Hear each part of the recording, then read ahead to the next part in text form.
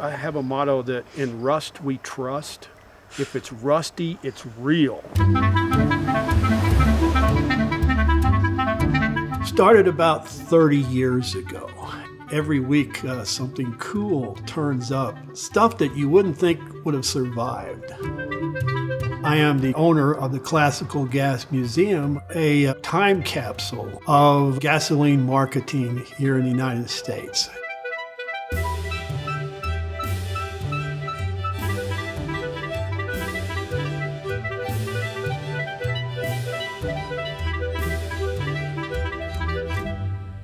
The Mother Road, Route 66, it's arguably the most famous highway in the world. Established in 1926, Route 66 was the road west, the road to the future.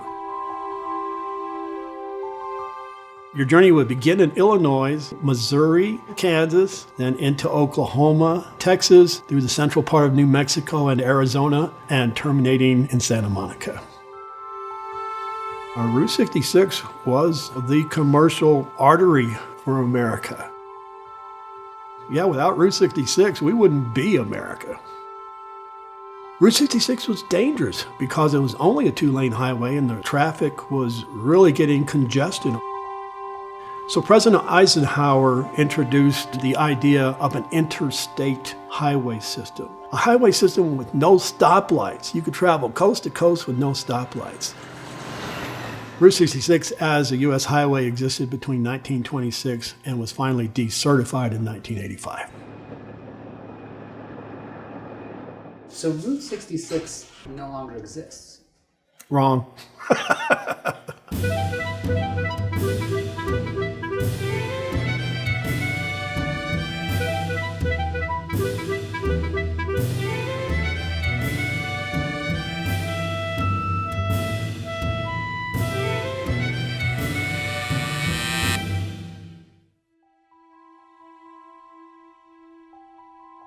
To me, it's like a love affair. And I'm not prejudiced, I love them all.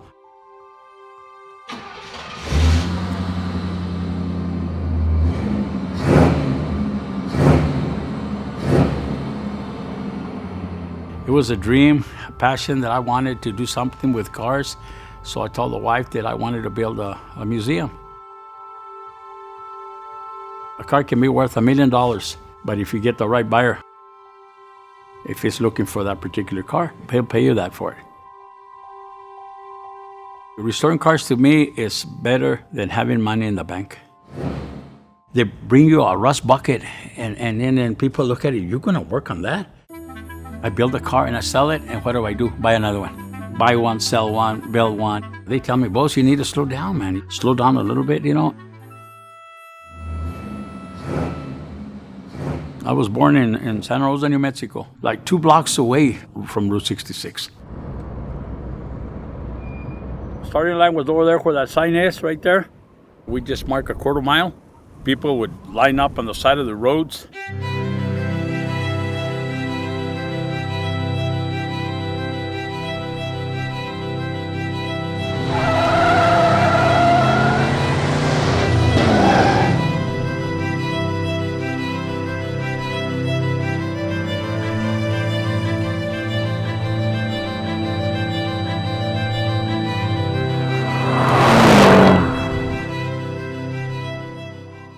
Yeah, we'd run over 100 miles an hour.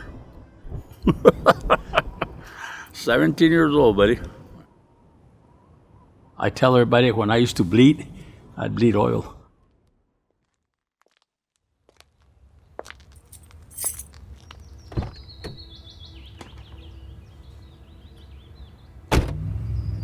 It's a totally different sensation to drive an old car on the route.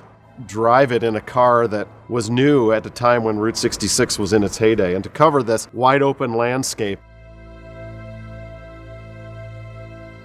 There's you and the big steering wheel and the crackly music going, and you feel the undulations in the road, you feel those curves, you hear that rhythm of the cracks in the pavement.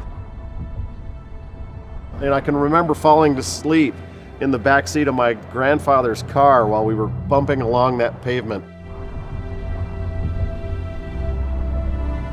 what do I call myself? The Global Director of Hospitality and Maintenance. And I always wanted a title with global in it. Owner. I'm the owner of the Blue Swallow Motel.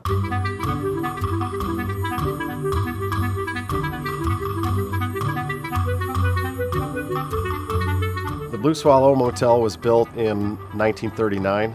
It was known as what they called a motor court back in those days, with a little room and a garage attached to it. It's the oldest one that's still operating on New Mexico Route 66. The Blue Swallow has changed very little. The awnings that are above the windows and doors were put up in the 40s, and the windows are the same. The doors, most of the fixtures, tile work, all original, never been gutted and modernized. This is what Route 66 is all about, is the unique experience. A lot of people start out kind of with a casual look at Route 66 and end up making it a life passion. Now we got the whoopee cushion, switchblade combs, not a switchblade knife, but a switchblade comb. Curiosities, collectibles, you know. I'm part owner of the TP Curio with my wife Heidi. In the 80s, when my dad bought the hotel, it was really run down.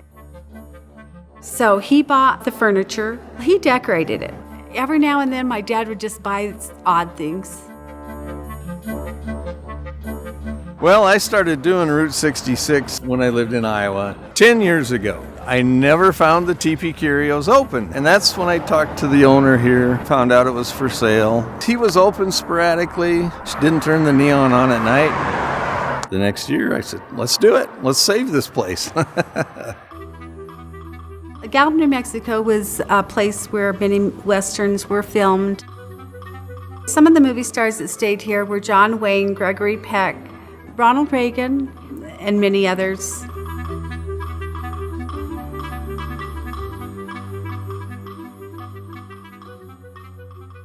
Is my hair okay?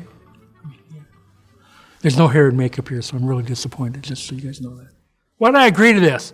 Before I was a boring bureaucrat for the city, I ran the Albuquerque Little Theater for 10 years. So I have performance background, yes. There are some things that I know that are absolute facts that I can prove. There are some things that we think happened, and there are some things I get great stories about.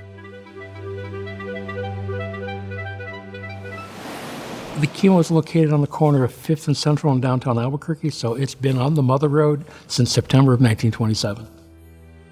This was the premier downtown movie palace for decades. It is the country's premier example of Pueblo Deco architecture, which features 39 red-eyed cow skulls staring at you as you're watching an event. People tell me, when I was a little kid going here, I'd hate, those things just scared the bejesus out of me. There's a story of this ghost that floats around the building. Well, the problem is you have to believe in this ghost, which I basically don't, because I've been here for 10 years and I've never seen really anything. If there was a ghost to the Kimo, where was this kid for 25 years? Where was he from 1951 until 1977 when the opera people went, oh, we came into work one day and someone stole our donuts. Oh, the ghost of that little boy must have stolen our donuts.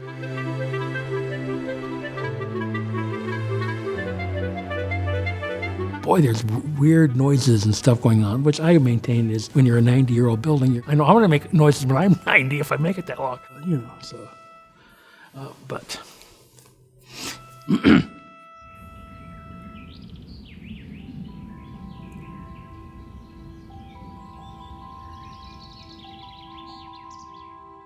My memory is good. I can remember things very clear back to 1927, and then I can't remember maybe something that happened last week. I never intended to be a photographer. No, I had no training whatsoever. I just picked it up little by little. My first photograph was a truck wreck up here on 66, the old highway. And my dad said, go get the camera and take some pictures. And then later on, the insurance company bought them for $4. And I thought, wow, that's great. I would be out delivering groceries from the trading post. Then I'd take the camera along. Almost all the people I took pictures of at the time were friends of mine, and people trusted me because they knew me. I didn't realize I had so many negatives, but they said it was between 80 and 100,000 negatives.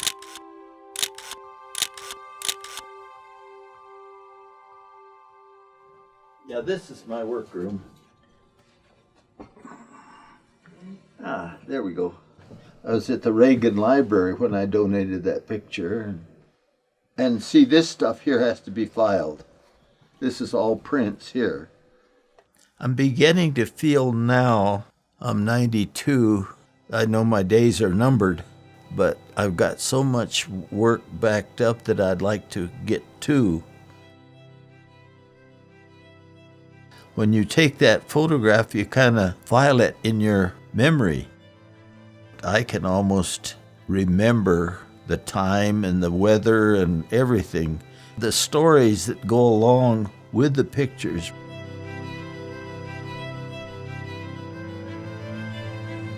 As you get older, you think back, gosh, things were good. Maybe they weren't, but you remember them as being good.